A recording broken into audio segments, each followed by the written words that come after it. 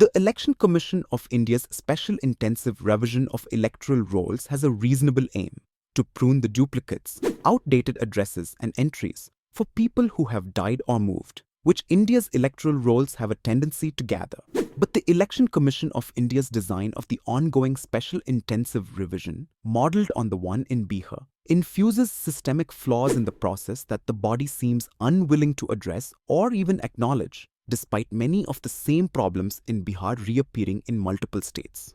The process is happening at great speed that, together with the burden of inclusion being shifted from the state to the voter, suggests that the Election Commission of India is treating the exclusion of eligible voters as an acceptable risk. The speed would be justifiable given the availability of digital technologies today, but they have their own tendencies to exclude, exemplified by the fact that the 2002 to 2005 electoral rolls, details from which the ongoing special intensive revision expects citizens to invoke, are not machine-readable, and the Election Commission of India has treated even minor mismatches as cause for deletion. The scale of exclusions reported in the Phase 1 draft rolls should thus be read as a warning sign.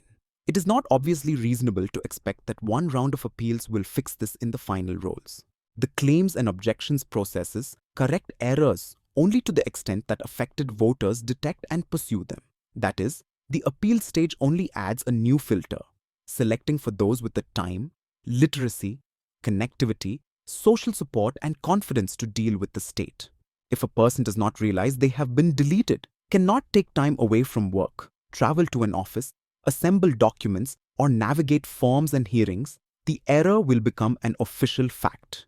Important information is not consistently available in a form that enables real-time public scrutiny, such as the precise reasons for deletions at granular levels and demographic breakups, including gender-wise patterns, preventing civil society, smaller political parties, journalists, and voters from identifying where the process is failing while it can still be corrected. Finally, the special intensive revision depends on house-to-house work, form distribution and collection, digitization, and repeated visits executed by state staff who simultaneously have other duties. When they are further constrained by tight deadlines, the risk of chasing targets instead of completing tasks becomes great.